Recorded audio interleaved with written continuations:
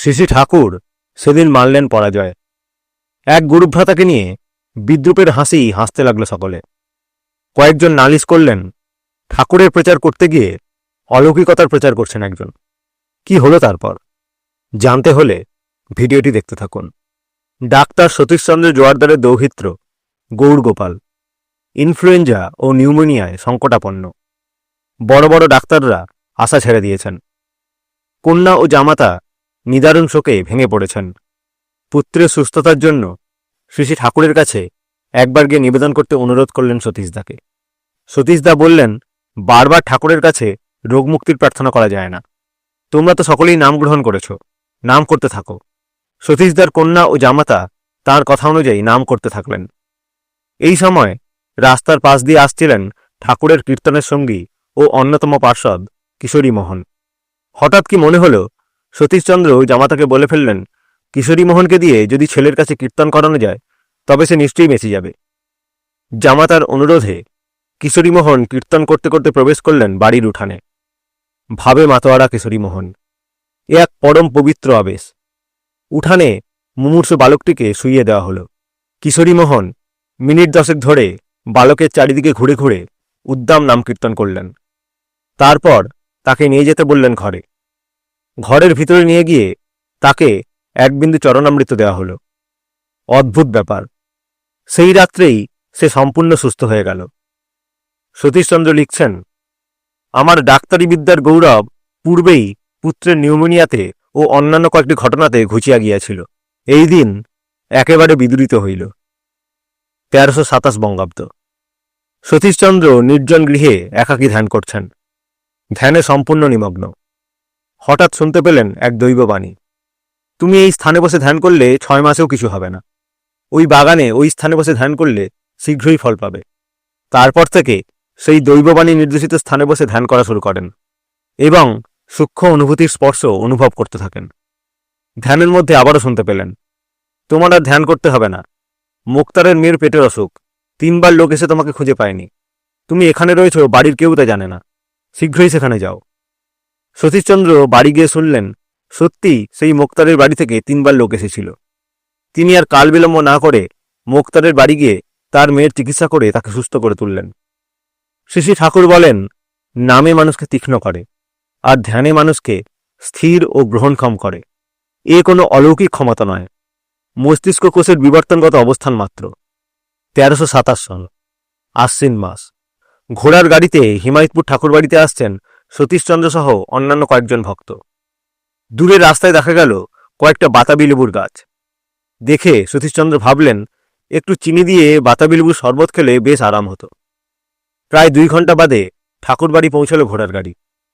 গিয়ে অবাক হয়ে দেখলেন সতীশচন্দ্র, ঠাকুর সকলের জন্য বাতাবি লেবুর শরবত প্রস্তুত করে রেখেছেন। ঠাকুর নিজে শরবত ভর্তি একটি গ্লাস সতীশচন্দ্রের দিকে এগিয়ে বললেন, সর্বাগ্রে আপনি খান। ঠাকুর চির অতন্দ্র অন্তর্যামী। আজও তিনি প্রকৃত ভক্তের অন্তরের খবর পান এবং শুধু তাই নয়, অন্তরকে নিয়মিতও করেন সেই মতো। অথচ নিজেকে অবতার বলা তিনি পছন্দ করেন না, খুব আপত্তি করতেন। বলতেন, দেখুন আমাকে অবতার বলবেন না। আবার বলতেন, আপনারা আমাকে যে ঠাকুর বলেন তাতেও আমি আপত্তি করেছি। শেষে ভেবে নিলাম, লোকে রাধুনী বামনকেও তো ঠাকুর বলে, আমি বরং সেই রকমই একজন। ভক্তরা কিন্তু তাদের এই প্রাণের মানুষটিকে বিভিন্ন সময়ে বিভিন্ন ভূষণে ভূষিত করেছেন। তারা যেমনটি দেখতেন, যেমনটি বুঝতেন, তেমনটি বলে আনন্দ পেতেন। তেমনি ঠাকুরকে নিয়ে প্রথম জীবনী গ্রন্থ রচনা করেন সতীশচন্দ্র জোয়ারদার। বইটি প্রথম প্রকাশিত হয় 1332 বঙ্গাব্দে, 1925 সালে, ঠাকুরের জীবদ্দশায়। এই গ্রন্থে তিনি বহু অলৌকিক ঘটনার সমাবেশ করিয়েছিলেন। তিনি জোর গলাতেই ঠাকুরকে অবতার বলতে পছন্দ করতেন।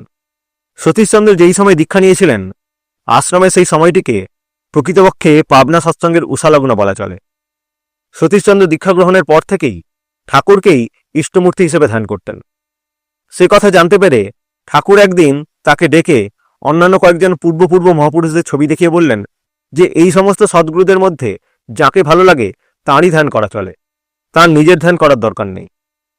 তখন সতীশচন্দ্র ঠাকুরকে জিজ্ঞাসা করলেন, গুরুর সব আদেশে কি পালনীয়? ঠাকুর হ্যাঁবাচক উত্তর দিলেন, সতীশদা বললেন, তাহলে পূর্বের অনেক সদ্গুরুই তো লোককে তাদের নিজেদের ধ্যান করতে নিষেধ করতেন। সেক্ষেত্রে তাদের মূর্তি ধ্যান করলে সেই সব গুরুর আদেশ তো অমান্য করা হয়। তখন ঠাকুর বললেন, এমন ক্ষেত্রে গুরুর আদেশ অমান্য করা চলে। সতীশচন্দ্র তখন বললেন, তবে এক্ষেত্রে আমরাও আপনার আদেশ অমান্য করতে পারি। ঠাকুরের তখন পুত্রাৎ শিষ্যাৎ পরাজয়। ঠাকুরের জননী মাতা মনমোহিনী দেবীও তাঁর পুত্রের মূর্তি শিষ্যরা সদ্গুরু জ্ঞানে ধ্যান করে এই ব্যাপারটি ঠিক ঠিক মেনে নিতে পারতেন না। সতীশচন্দ্রকে একদিন বললেন, হ্যাঁ রে, তোরা ওর মূর্তি ধ্যান করিস কেন? সতীশচন্দ্র উত্তর দিলেন, শ্রীকৃষ্ণ কিংবা অন্য কোনো সদ্গুরু মূর্তি ধ্যান করতে গেলেই যে আপনার ছেলের মূর্তি ধ্যানে উপস্থিত হয়, কি করব? মা কিছুটা অনিচ্ছার সঙ্গে তখন বললেন, তা যদি সত্যি হয় তো কর। ওই দিন দুপুরে ঠাকুরের বাড়িতেই ঠাকুর, সতীশচন্দ্র ও অন্য কয়েকজন আহারে বসেছেন। ঠাকুর মাকে ডেকে বললেন, আজ তার আহার্য মা যেন তার ইষ্টকে নিবেদন করে নিজে একটু খেয়ে প্রসাদ করে তারপর ঠাকুরকে দেন, তখন সেটা ঠাকুর খাবেন। মা বললেন, এখন পারি না। কিন্তু ঠাকুর অবুঝ বালকের মতো বারবার ওই একই কথা বলে আবদার করতে থাকেন। মা তখন বাধ্য হয়ে ঠাকুরের আহার্য তাঁর ইষ্টকে নিবেদনের জন্য বসেন। চোখ বন্ধ করে ধ্যানে তার ইষ্টদেবতাকে ভোজ্য নিবেদন করতে গিয়ে দেখলেন তার পুত্রই আজ ইষ্টের আসনে অধিষ্ঠিত হয়ে ভোজ্য গ্রহণ করছেন। তারপর চোখ খুলে ছেলের কাছে এসে বললেন, এখন কি তোর একটু আমাকে খেতে হবে নাকি? ওমা, সে কি কথা! উপস্থিত সকলেই বুঝলেন কথাটা কি। এরপর জননী দেবী আর কাউকে কখনোই তাঁর ছেলের মূর্তি ধ্যানে নিষেধ করেননি। 1918 খ্রিস্টাব্দ, কলকাতা, এক ধনী ব্যক্তির বাগান বাড়ি। তখনও ঠাকুরের বহুল প্রচারের যুগ আরম্ভ হয়নি, কিন্তু সতীশচন্দ্র প্রথম থেকেই সর্বত্র ঠাকুরের কথা, বিশেষ করে তাঁর কৃপায় কত অসম্ভব সম্ভব হয়েছে সেই সমস্ত কথা বলতেন।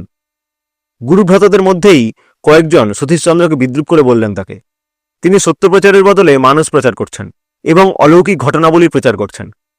সতীশচন্দ্র এতে একটু মনে ব্যথা পেলেন, কিন্তু কিছু বললেন না। দুদিন পরে শ্রী ঠাকুর সেই বাগান বাড়িতে এসে পৌঁছান।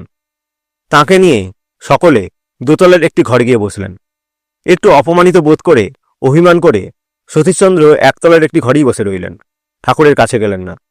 ঠাকুর ডাকলে তবে দোতলায় যাবেন, এরকম ভাব মনে। আর দোতলায় বসেই ঠাকুর খোঁজ করছেন সতীশদা কোথায়, তাকে ডেকে পাঠান।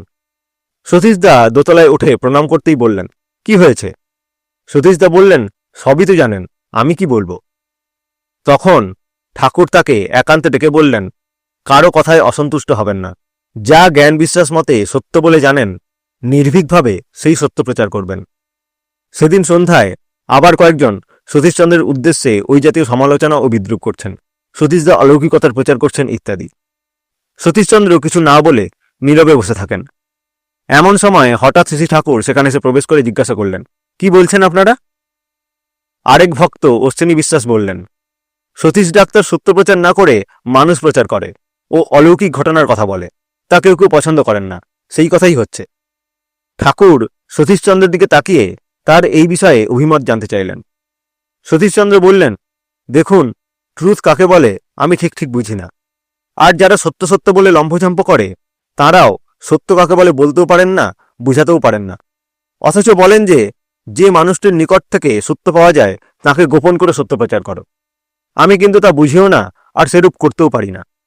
আমার জ্ঞান বিশ্বাস মতে আমি বুঝি, যে মানুষের ভিতর দিয়ে আমরা সত্যপ্রাপ্ত হচ্ছি, সেই মানুষ ও সেই সত্য পৃথক করে বলা যায় না।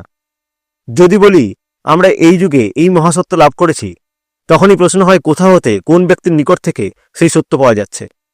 তখন যে মিডিয়ামের কাছে সেই সত্য পাই, সেই মিডিয়ামকে কি করে গোপন করব তা আমি জানি না, বুঝি না, আর সেরূপ গোপন করাকে ভণ্ডামি বলে আমার মনে হয়। ঠাকুর বললেন, যা ভালো বোঝেন বলুন, কিন্তু ধোপে টিকলে হয়। এই ধোপে টিকলে হয় কথাটিতে সকলে ঈষৎ হাস্য করতে লাগলেন, অর্থাৎ সতীশ ডাক্তারের কথাগুলি যেন এই কথাই লঘু হয়ে গেল। অশ্বিনী বিশ্বাসদা জিজ্ঞাসা করলেন, ধোপে টিকা মানে কি? ঠাকুর বললেন, ধোপে টিকা মানে বুক না কাঁপলে হয়। তখন অশ্বিনী বিশ্বাস লাফিয়ে উঠে বললেন, যাও সতীশ ডাক্তার, আজ থেকে যা সত্য বলে জানো, যদি বুক না কাঁপে তবে প্রাণ খুলে বলতে থাকো। বাকি গুরুভ্রাতৃগণ বললেন, সতীশদা, আপনি যা ইচ্ছে বলুন, আজ আমাদের ভ্রম দূর হয়ে গেল।